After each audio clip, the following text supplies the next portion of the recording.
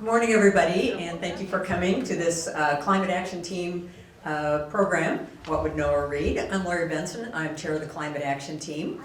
So here's what we're going to do today. We have 7 reviewers who are going to give a very fast talk. The challenge is to give a tantalizing introduction to their book in 3 minutes or less. And I have warning signs to warn them when their time is almost up, so if they seem to come to an abrupt end, you will know why. It's really challenging to give such a short talk. I will mention we have handouts that have all the books listed, or you'll find them on the Climate Action Team webpage at firstplymouth.org/CAT, lowercase for Climate Action Team. And so we're just going to go ahead and dive right in. So, Melissa, first up. Hi, I'm Melissa Landis, and I'm going to be talking about a book called The Story of More by Hope Jahren. I went to go to the library yesterday to get a hard copy so that I can show you what the cover looked like, and there weren't any copies available at the library. And I thought to myself, maybe I'll just buy one at Barnes & Noble, and then I thought about the point of the book, and then I thought, okay, I guess I won't go buy one at Barnes & Noble to have you see what the cover looks like. On your handouts, you'll see it in the upper right-hand corner. The book itself, many of these books follow a particular kind of recipe. What you find is that it spends maybe 40 to 80% of the book making a problem statement, and then usually there's a pivot, and then there's actions that you as an individual might take, right? The reason I loved this book so much is that at that moment that you pivot, at the moment where she has been talking about the fact that population over the last 50 years has doubled, but our consumption of grain, our consumption of fish, our consumption of meat have all tripled. So double the population, but triple these food inputs. Your use of fossil fuels on the globe has quadrupled, and plastics, I think, was tenfold. So the problem statement is very compelling. That pivot moment, however, is the unique feature of this book. When you're standing at that moment and moving from problem into actions you might take, I felt like I was standing in the company of a friend. And there are lots of reasons I would feel that way. This is a woman who, at the start of the book, is about to turn 50. I turned 50 this year. She's a Midwesterner, grew up in the Midwest in the United States. She's a scientist, she's an activist. However, she also, through the course of the book, she takes you through meeting both her own journey, her family, her kids, her profession, the questions she's had, the doubts she's had along the way. And so when she moves from this problem statement that is mathematical in nature, and she'll take you into data that surprised me. Like any good researcher, she will surprise you. But at that moment where it's almost like she takes you by the hand and leads you into what you might do.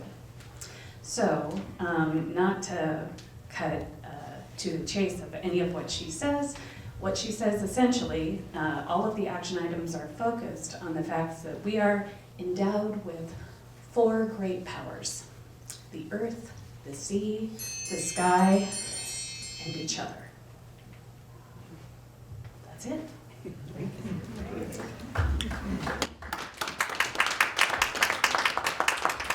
Thank you.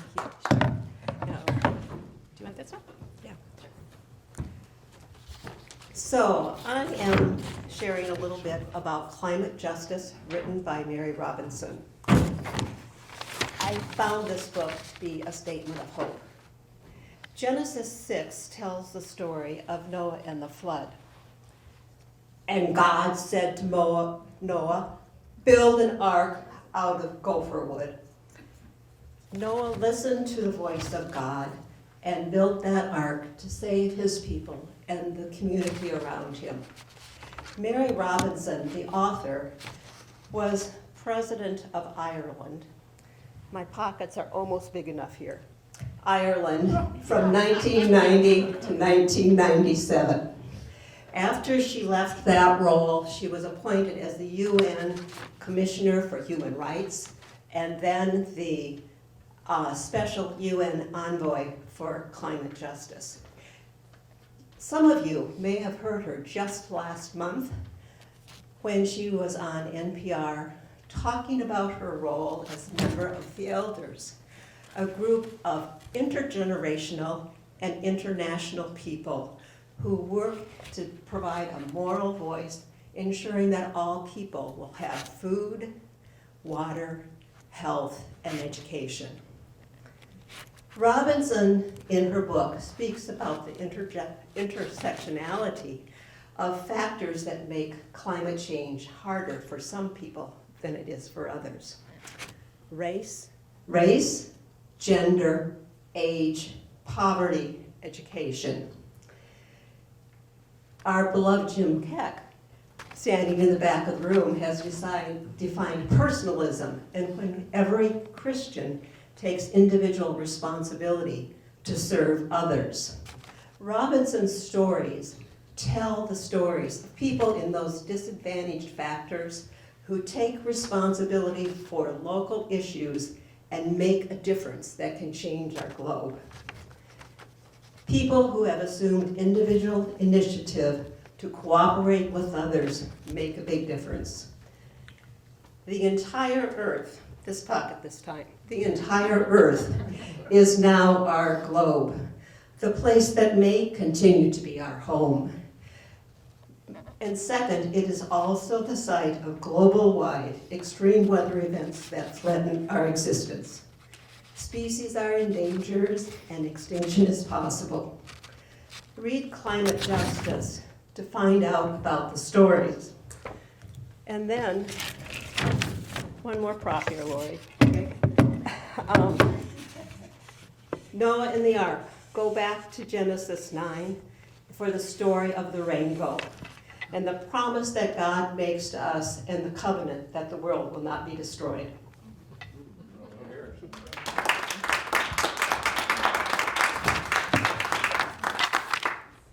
We'll wait for her to get the props going, since I didn't bring any. There's all kinds of evidence that I was an elementary teacher. Okay, my name's Nancy Becker, and I read the book Regeneration, Ending the Climate Crisis in One Generation by Paul Hawken. The author states that the purpose of this book is to end the climate crisis in one generation, and ending the crisis does not complete the challenge of global warming, as that's a century-long commitment. But ending the crisis means that by 2030, collective action by humanity will have reduced total greenhouse emissions from 45 to 50%. But we all know that we're going backwards instead of forwards. The framework of equality comes first, in which I connected with the most because it encompasses everything and shows how things are connected. All that needs to be done must be infused by equity. Then then fairness is about social systems, how we treat ourselves and how we treat the living world. The planet has been transformed in a blink of an eye, and if we're to transform the climate crisis, we need to transform ourselves and make sure you don't blink. Social systems require the same level of care, attention, and kindness as ecosystems. They are incomparable, but inseparable. The state of the environment accurately reflects the violence, injustice, disrespect, and harms we do to people of different cultures, beliefs, skin color, etc. Jane Goodall is quoted in the book saying, "You save forests with species by helping to create better lives for people." And the final section is entitled Action Plus Connection. So we need to ask ourselves, how do all these pieces fit together? How can I do it? Where do I start? And some suggestions are provided. My biggest takeaway is how all of these sections are linked together. Their interconnectedness plays an important part in regeneration and ultimately ending the climate crisis.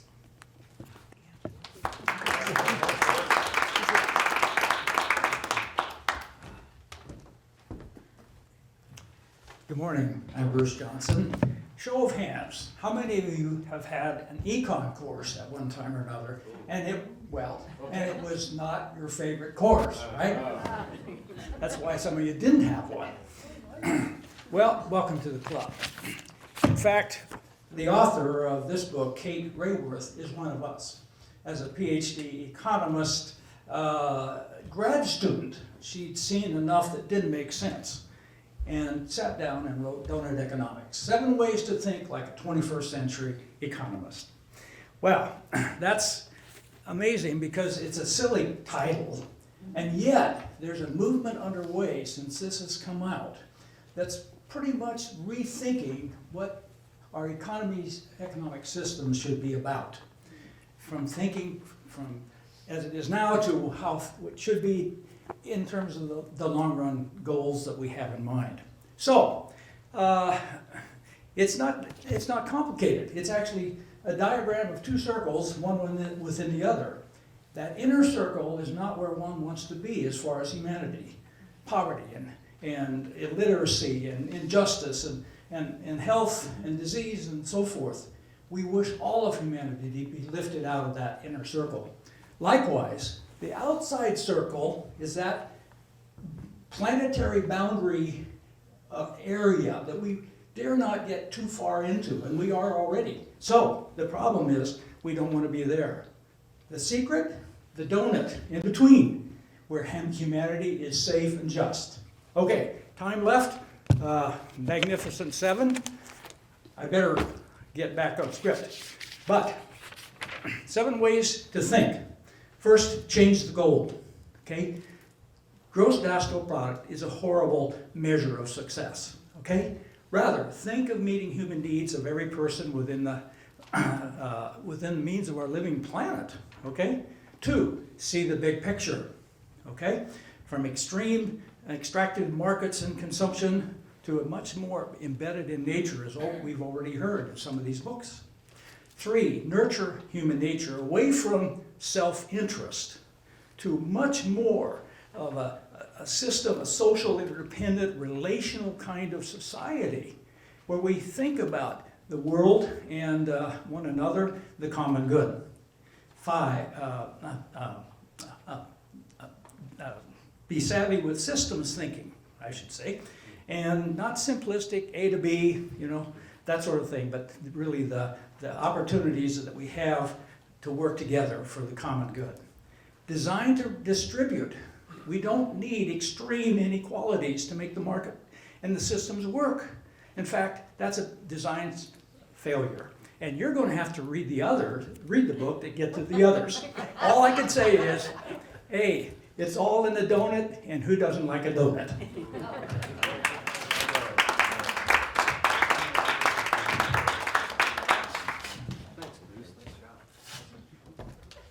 So do you see that something wonderful is underway?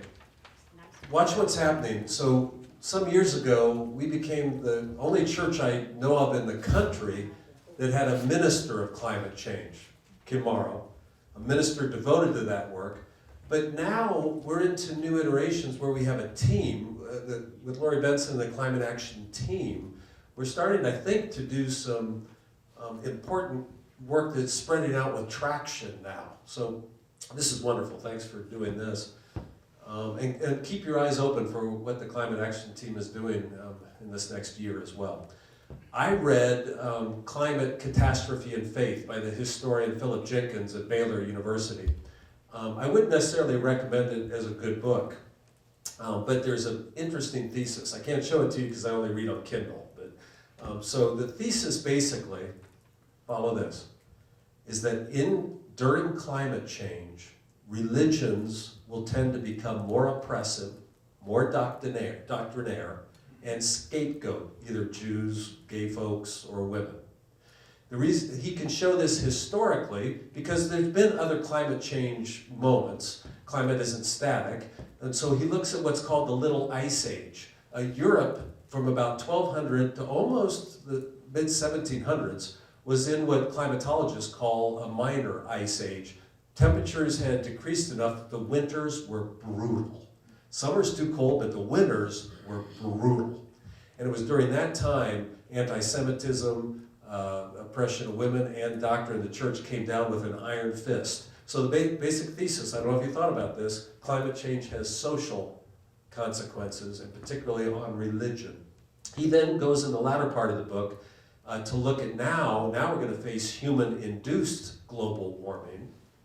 Can we use as a model when there was some natural climate change to see what might happen now during global warming? And he claims that we need to keep our eye on the 23 degrees north of the equator, 23 degrees south. In that zone, climate change will be most catastrophic, and that's exactly the zone where large Christian communities abut directly with Muslim communities. So it's an urgent warning in this book. Watch out. Climate change is going to require us to move to our better selves. Okay, amen. Okay, thank you. Okay. Ministers always say amen when they're done.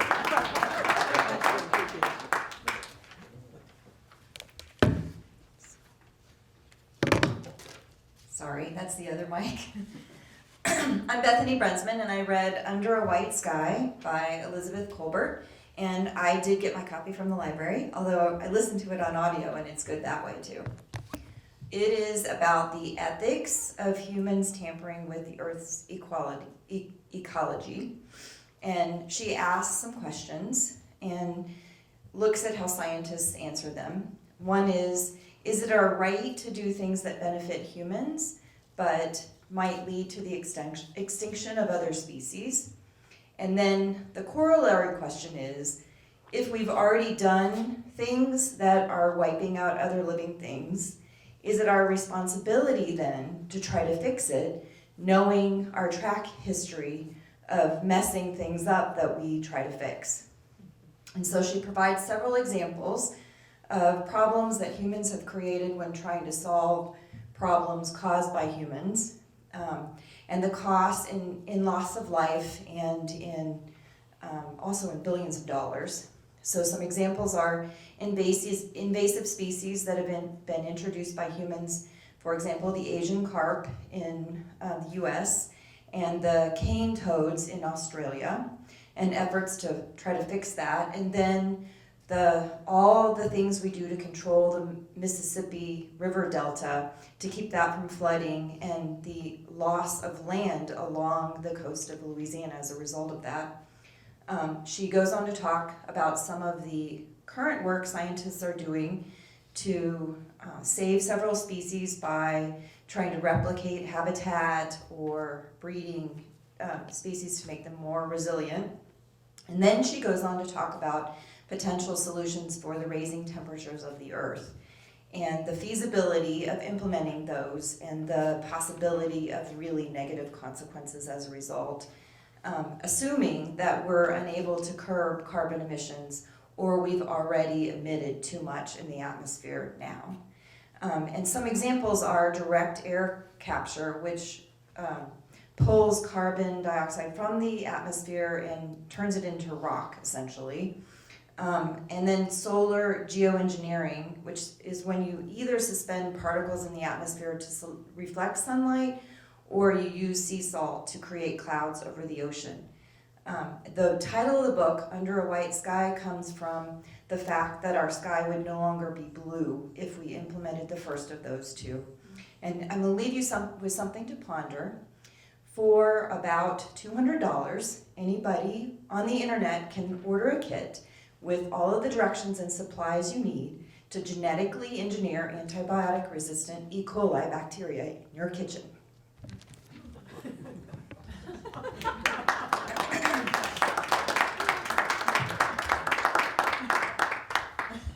I'm still pondering that. What? Well, I did not read a nonfiction book for this purpose. I read Barbara Kingsolver's Plight Behavior, a fictional account of what possibly could happen to one specific species, the monarch, Northern American monarch butterfly, should we have an occurrence in Mexico, which would cause them to not be able to winter over in their normal pattern, which has gone on for millennia. So this is a story of a family. It brings it very close to home. It brings it really into the human dimension without getting heavy-handed and without giving you any real clear solutions. It takes place in Appalachia amongst a farm family who farmed this land for 100 years as sheep herders, who are not well educated, and poverty is alive and well in this small village that they're part of. Along comes this phenomenal experience of butterflies roosting in an evergreen forest on their property. And it is seen in many different ways. First of all, it's seen as some sort of a divine message of possible redemption or change in how you see life. And then it becomes a media foray. So the TV person comes in and is interviewing people and trying to make a story out of something that's not true. And then comes the scientist and the researchers who are trying to figure out how this has happened, what it means for this species, and invites this family in ways to come to their assistance and be part of the solution, or part of the investigation, I should say, because there's no real clear solution. Kingsolver, I did not know this, she has a degree in biology, a graduate work in biology as well. She grew up in Appalachia in Kentucky and still lives in rural southern Appalachia. So she knows this culture really well, and you will find yourself intrigued not only with the issue of the monarch butterflies, which probably everybody here has been fascinated by the butterfly, but also you really become immersed in this family and the lifestyle and the resilience that is there and the wisdom. So I invite you all to read it. It's a little bit heavy getting into it, but once you get there, you'll really enjoy it, I think.